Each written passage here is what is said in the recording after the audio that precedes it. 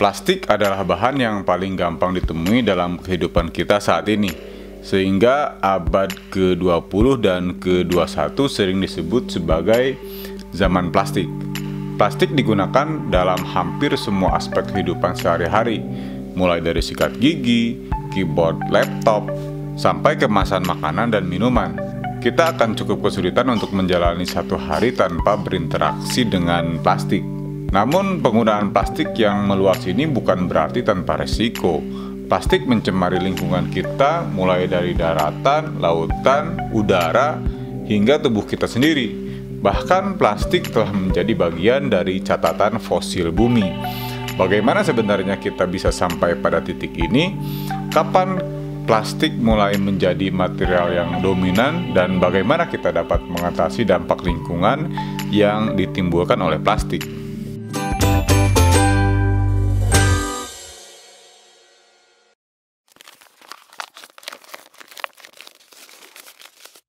Meskipun kita mungkin menganggap plastik sebagai bahan yang berasal dari abad ke-20, sebenarnya plastik alami seperti tanduk, cangkang kura-kura, amber, karet, dan selak sudah digunakan sejak zaman kuno.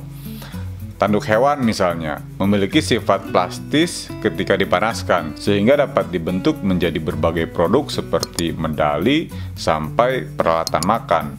Pada abad ke-19, industri pembuatan sisir menjadi salah satu penggunaan terbesar dari tanduk hewan. Jadi penggunaan material yang mirip plastik sebenarnya sudah ada jauh sebelum munculnya plastik sintetis modern seperti sekarang.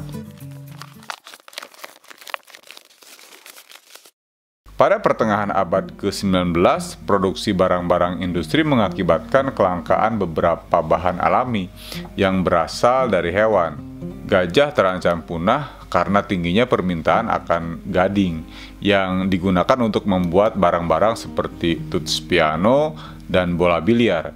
Spesies kura-kura tertentu juga menghadapi ancaman yang sama karena cangkangnya digunakan untuk membuat sisir. Untuk mengatasi masalah lingkungan dan ekonomi ini, para penemu mulai mencari alternatif dengan mengembangkan bahan semi-sintetis yang berbasis pada bahan alami seperti gabus, darah, dan susu. Salah satu bahan yang paling awal adalah selulosa nitrat, serat kapas yang dilarutkan dalam asam nitrat dan asam sulfat, kemudian dicampur dengan minyak nabati. Penemu dari Birmingham, Alexander Parkes, mematenkan bahan baru ini pada tahun 1862 dengan nama Parkesin.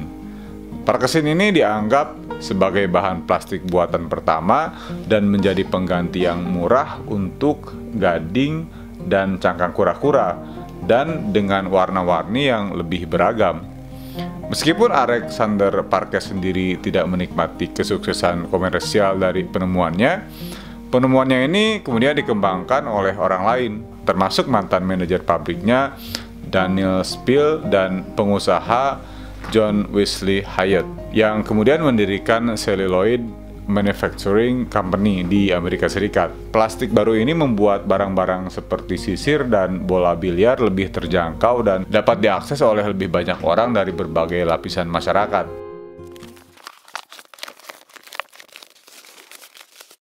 Abad 20 menandai revolusi besar dalam produksi plastik dengan munculnya bahan plastik yang full sintetis.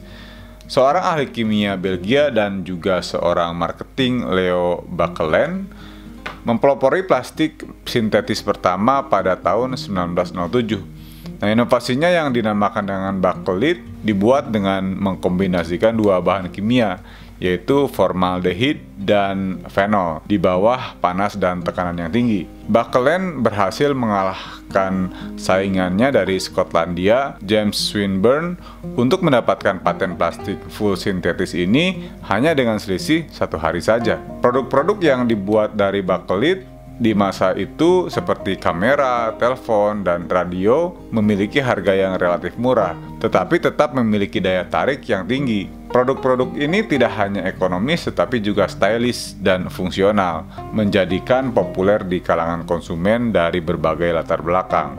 Pada tahun 1933, para ilmuwan di Imperial Chemical Industry atau ICI mencoba menggabungkan etilen dan benzaldehid di bawah tekanan dan panas tinggi untuk mengembangkan plastik baru.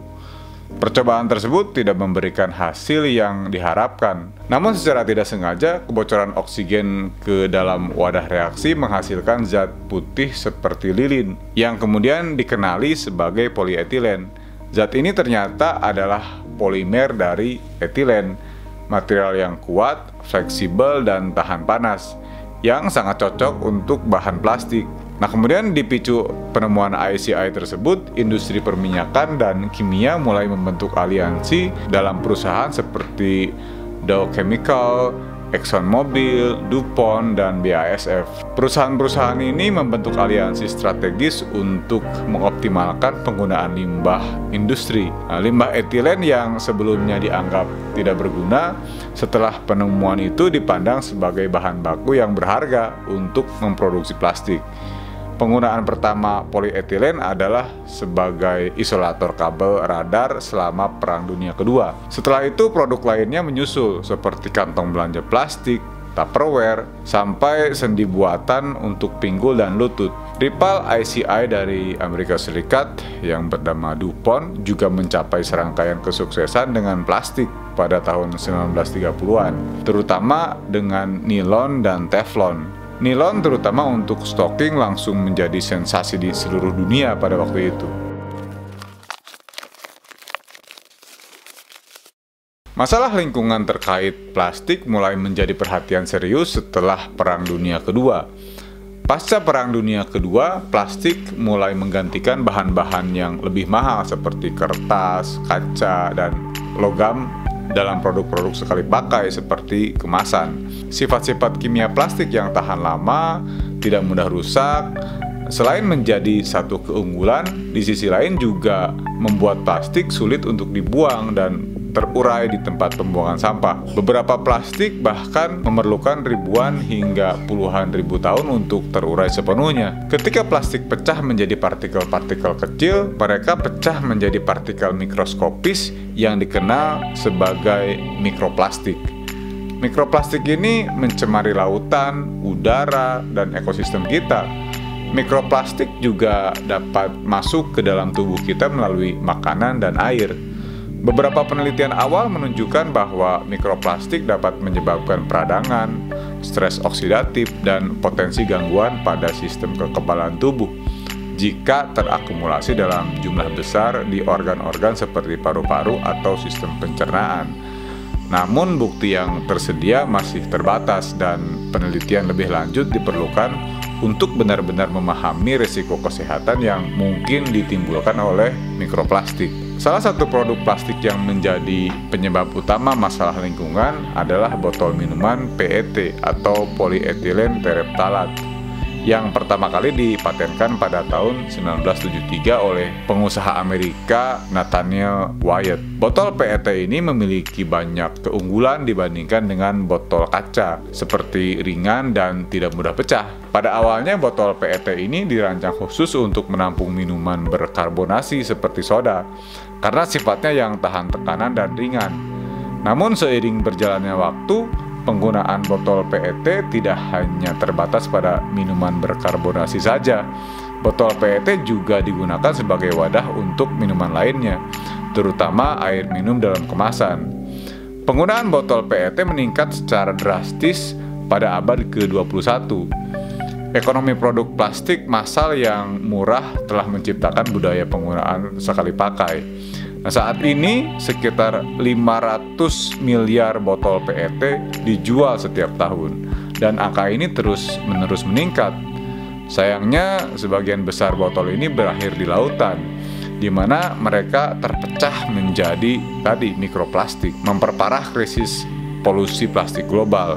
Plastik yang awalnya dianggap sebagai keajaiban teknologi karena kegunaannya, sekarang menjadi ancaman besar bagi lingkungan dan kesehatan manusia yang memerlukan perhatian dan tindakan segera. Dalam beberapa dekade terakhir, para ahli kimia telah berupaya mencari solusi untuk masalah plastik yang semakin mendesak.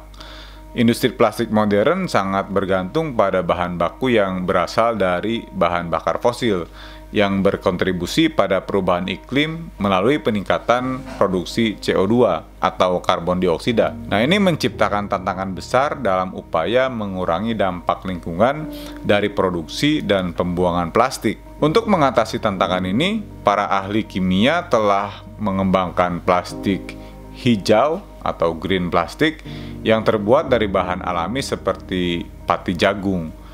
Misalnya pada tahun 1990, perusahaan ICI di Inggris mengembangkan Biopol, plastik biodegradable pertama yang praktis. Produk ini pertama kali digunakan dalam botol sampo Wella.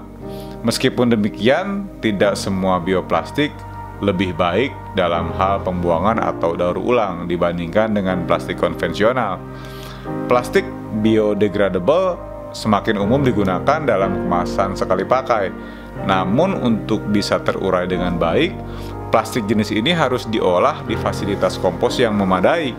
Karena kompos rumahan biasanya tidak cukup untuk mengurainya dengan efektif.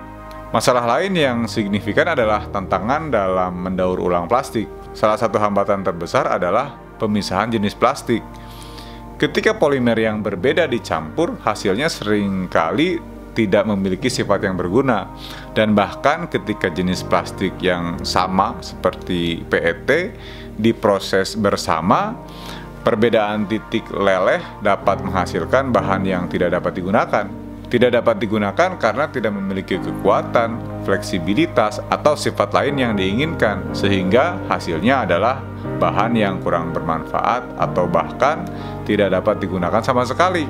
Saat ini metode kimia untuk memilah plastik seperti analisis spektroskopi belum layak dilakukan dalam skala besar secara ekonomis. Karena walaupun analisis spektroskopi ini sangat akurat, teknologi ini masih terlalu mahal dan kompleks untuk digunakan dalam skala besar di fasilitas daur ulang.